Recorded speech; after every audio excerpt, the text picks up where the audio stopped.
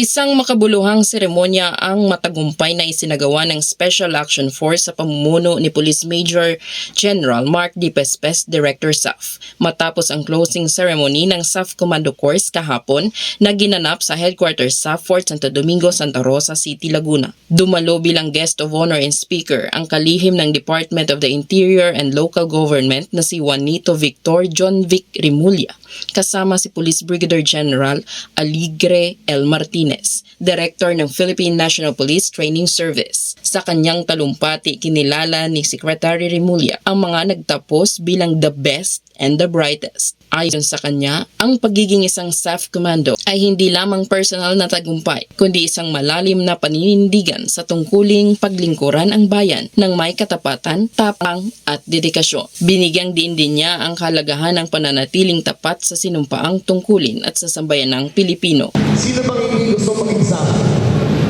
Karangalan ng bawat kawal ng PNP na sabay matawag na Special Action Force Commando.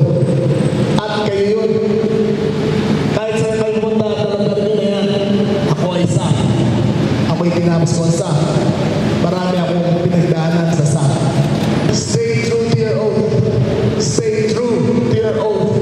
Stay true to your country. Congratulations sa lahat. Mabuhay kayo. Mabuhay ang SAF.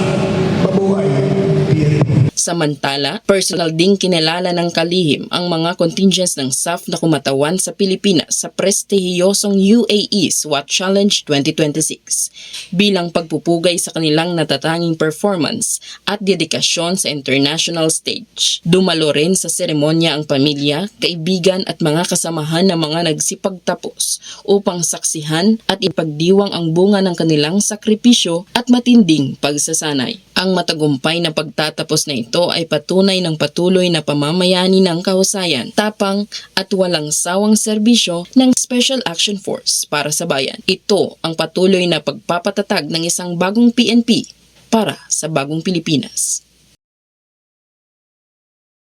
At mula dito sa tahanan ng inyong tagaligtas, Fort Santo Domingo, Santa Rosa City, Laguna, ako ang inyong PNN correspondent, Patrolwoman, Cherilyn Kalumpita, alagad ng batas, tagataguyod ng Balitang Pulis.